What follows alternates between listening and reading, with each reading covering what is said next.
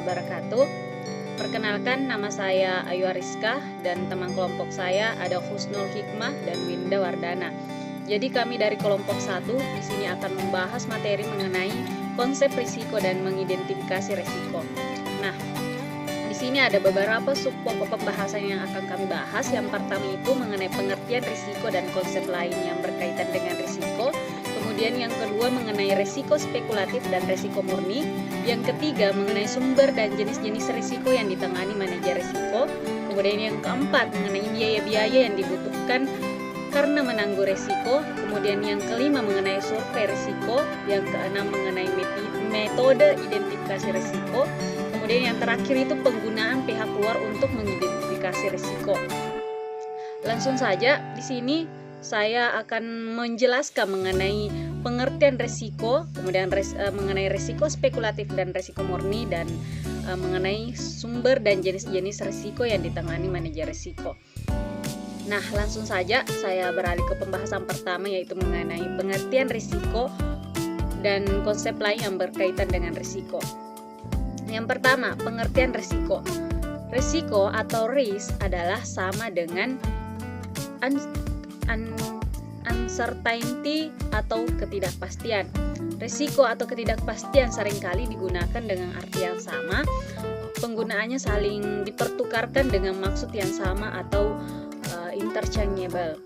Nah, menurut Otoritas Jasa Keuangan, risiko adalah potensi kerugian akibat terjadinya suatu peristiwa tertentu. Nah, sedangkan menurut Holton, agar terjadi risiko dibutuhkan dua hal, yaitu adanya ketidakpastian tentang hasil dari suatu eksperimen dan the outcome have to matter in terms of providing utility, yang artinya hasilnya bisa menimbulkan keuntungan atau kerugian. Sedangkan ada definisi risiko menurut Vaughan dalam Darmawi pada tahun 2016. Menurut Vaughan, risiko adalah kasus kerugian, kemudian risiko adalah kemungkinan kerugian, risiko adalah ketidakpastian, risiko merupakan penyebaran hasil aktual dari hasil yang diharapkan, dan risiko adalah probabilitas suatu hasil berbeda dari yang diharapkan. Nah, dari beberapa definisi yang sudah saya jelaskan tadi, dapat disimpulkan bahwa risiko adalah potensi kerugian akibat terjadinya suatu peristiwa tertentu atau chain of a bad outcome. Maksudnya, suatu kemungkinan akan terjadi hasil yang tidak diinginkan yang dapat menimbulkan kerugian apabila tidak diantisipasi serta tidak dikelola dengan semestinya. Kemudian, konsep lain yang berkaitan dengan risiko. Di sini, pada umumnya orang sering mempersamakan pengertian risiko, hazard, dan peril. Namun, ketiganya ini berbeda. Oleh karena itu, untuk maksud-maksud kajian, maka istilah tersebut harus dibedakan dengan tegas. Nah, di sini saya akan membahasnya. Pertama itu peril. Peril atau bencana atau bisa juga dikatakan musibah. Nah, peril ini dapat didefinisikan sebagai penyebab langsung kerugian. Orang-orang dapat terkena kerugian atau kerusakan karena berbagai peril atau bencana. Nah, bencana yang umum adalah misalnya itu kebakaran, ledakan, penyakit, kecerobohan, dan lain-lain. Nah, bencana-bencana yang dapat menimpa harta dan penghasilan haruslah dipelajari oleh pengelola risiko sehingga perlindungan yang tepat dapat diatur untuk mengendalikannya. Kemudian yang kedua yaitu hazard atau bahaya. Nah, hazard atau bahaya dapat didefinisikan sebagai keadaan yang menimbulkan atau meningkatkan terjadinya chance of loss dari suatu bencana tertentu. Jadi hal-hal seperti kecerobohan pemeliharaan rumah tangga yang buruk, jalan raya yang jelek, mesin yang tidak terpelihara, dan pekerjaan yang berbahaya adalah hazard. Karena inilah keadaan yang meningkatkan kemungkinan kerugian, seperti itu. Nah, di sini hazard ada beberapa tipe, ada 4 tipe. Yang pertama itu physical hazard. Nah, physical hazard ini merupakan suatu kondisi yang bersumber pada karakteristik secara fisik dari objek yang dapat memperbesar terjadinya kerugian. Kemudian yang kedua itu moral hazard. Moral hazard merupakan suatu kondisi yang bersumber dari orang yang berkaitan dengan sikap mental pandangan hidup dan kebiasaan yang dapat memperbesar kemungkinan terjadinya peril. Kemudian yang ketiga ada morale hazard, merupakan suatu kondisi dari orang yang merasa sudah memperoleh jaminan dan menimbulkan kecerobohan sehingga kemungkinan timbulnya peril. Yang terakhir ada legal hazard, merupakan suatu kondisi pengabaian atas suatu peraturan atau perundang-undangan yang bertujuan melindungi masyarakat sehingga memperbesar terjadinya peril.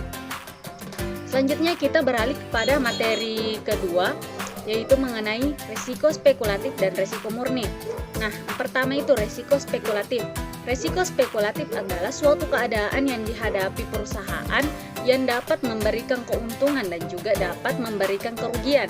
Nah, risiko spekulatif kadang-kadang dikenal dengan istilah risiko bisnis atau business risk. Nah, seorang yang menginvestasikan dananya di suatu tempat menghadapi dua kemungkinan. Nah, kemungkinan pertama itu investasinya menguntungkan dan kemungkinan kedua malah investasinya itu merugikan. Nah, resiko yang dihadapi seperti ini adalah resiko spekulatif. Jenis resiko spekulatif adalah resiko yang sengaja ditimbulkan oleh yang bersangkutan agar terjadi ketidakpastian, memberikan peluang keuntungan kepadanya. Umumnya resiko spekulatif ini tidak bisa diasuransikan. Kemudian yang kedua yaitu resiko murni. Nah, resiko murni atau pure risk adalah suatu yang hanya dapat berakibat merugikan atau tidak terjadi apa-apa dan tidak mungkin menguntungkan. Nah, salah satu contohnya itu adalah kebakaran. Apabila perusahaan menderita kebakaran, maka perusahaan tersebut akan menderita kerugian. Kemungkinan lain adalah tidak terjadi kebakaran. Dengan demikian, kebakaran hanya menimbulkan kerugian, bukan menimbulkan keuntungan, kecuali ada kesengajaan untuk membakar dengan maksud-maksud tertentu. Nah, resiko murni adalah sesuatu yang hanya dapat berakibat merugikan dan tidak terjadi apa-apa dan tidak mungkin menguntungkan.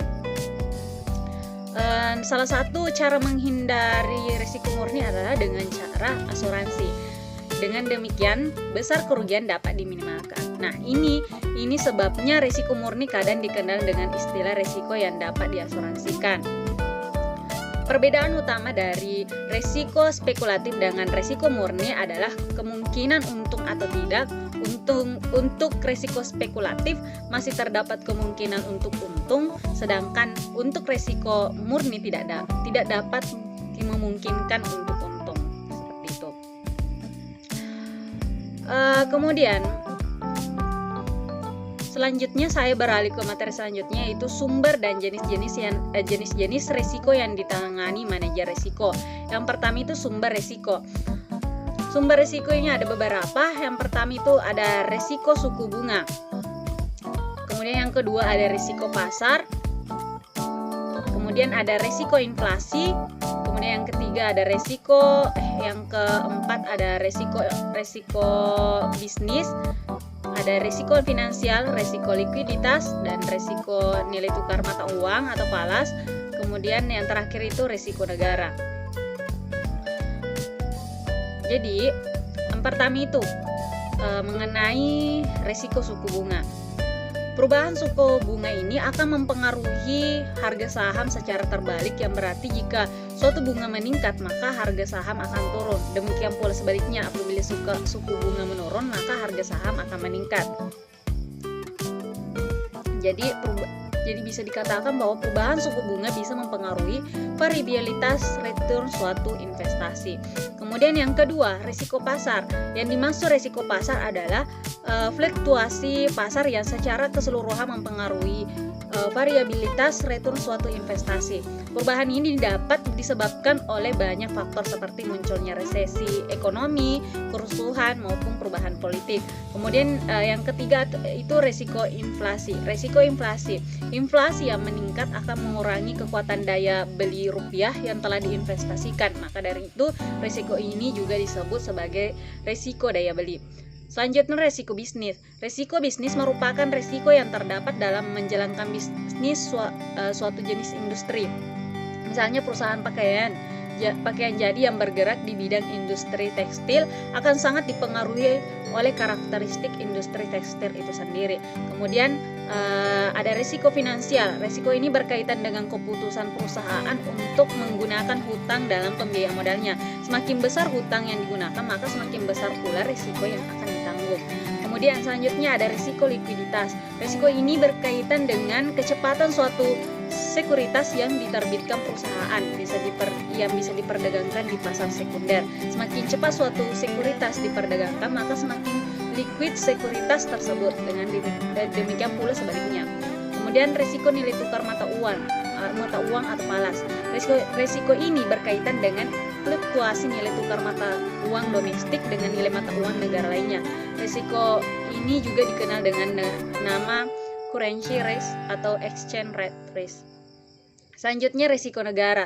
Risiko ini juga disebut sebagai risiko politik karena sangat berkaitan dengan kondisi perpolitikan suatu negara. Bagi perusahaan yang beroperasi di luar negeri, maka stabilitas ekonomi dan politik negara bersangkutan akan sangat perlu diperhatikan guna menghindari risiko negara yang terlalu tinggi. Selanjutnya, mengenai jenis-jenis risiko. Jenis-jenis risiko ada dua. Yang pertama itu risiko sistematis, merupakan risiko yang berkaitan dengan perubahan yang terjadi di pasar secara keseluruhan.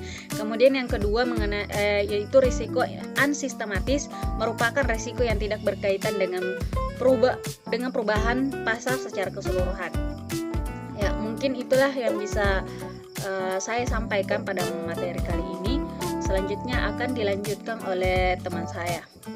Bismillahirrahmanirrahim. Assalamualaikum warahmatullahi wabarakatuh. Perkenalkan, nama saya Husnul Hikmah, NIM 01183004. Di sini saya akan membahas pada bagian D, biaya-biaya yang dibutuhkan karena menanggung risiko. Pada biaya-biaya yang dibutuhkan karena menanggung risiko terbagi atas dua. Yang pertama adalah biaya kerugian yang tidak diharapkan. Biaya dari kerugian yang tidak diharapkan terhadap suatu unit ekonomi dan dalam keadaan tertentu terhadap masyarakat yang mudah diketahui.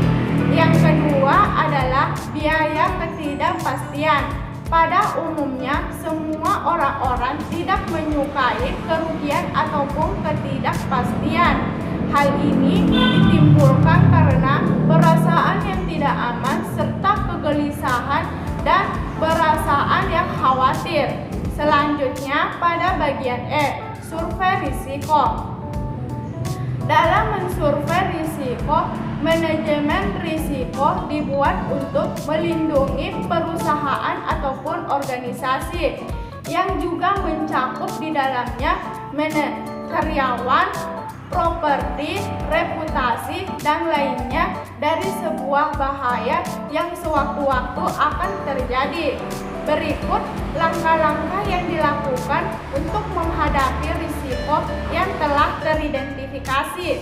Yang pertama adalah risk identification, yang kedua adalah risk assessment, yang ketiga adalah risk response, yang keempat adalah create or risk management plan, yang kelima adalah risk implementation, dan yang keenam adalah evaluate and review. Sekian, wassalamualaikum warahmatullahi wabarakatuh. Bagian F, metode identifikasi risiko. Pengidentifikasian risiko merupakan proses analisa untuk menemukan secara sistematis dan berkesinambungan atas risiko atau kerugian yang potensial yang dihadapi oleh perusahaan.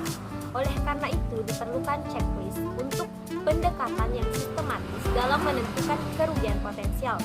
Salah satu alternatif sistem pengklasifikasian kerugian dalam suatu checklist yaitu kerugian hak milik, kewajiban mengganti atau mengganti kerugian orang lain, dan kerugian personalia. Identifikasi risiko. Yang pertama yaitu kuesioner analisis risiko, di mana analisis ini menjuruskan manajer risiko untuk memastikan bahwa informasi diperlukan berkenaan dengan harta dan operasi perusahaan tidak ada yang terlewatkan. Untuk memperkuat informasi ini akan diperlukan lainnya. Yang kedua yaitu metode laporan keuangan. Metode ini yaitu dengan cara menganalisis neraca, laba rugi, dan catatan lain yang mendukung, sehingga manajer resiko bisa mengidentifikasi semua resiko yang berkenaan dengan harta, utang, dan personalia perusahaan. Yang ketiga yaitu metode peta aliran. Metode peta aliran ini yaitu analisis kerugian yang meliputi kerugian berkenaan dengan harta, tanggung jawab, dan personil. Yang keempat yaitu inspeksi langsung pada objek dengan mengamati langsung jalannya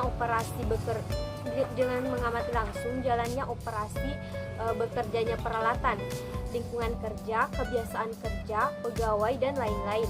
Manajer resiko dapat mempelajari lebih banyak lagi dan meyakinkan tentang hazard yang mungkin tidak disadari oleh pekerja atau yang mungkin tidak pernah ditemukan dalam laporan tertulis. Yang kelima yaitu interaksi yang terencana dengan bagian-bagian perusahaan. Keberhasilan manajer risiko mengidentifikasi risiko terutama tergantung pada kerjasama yang erat dengan bagian-bagian dalam perusahaan. Penggunaan pihak luar untuk mengidentifikasi risiko. Manajer risiko boleh percaya pada agen asuransi, broker, atau konsultan manajemen risiko untuk melakukan pekerjaan yang rinci, yang mengidentifikasikan risiko pada suatu ketika bisa mengandung kelemahan.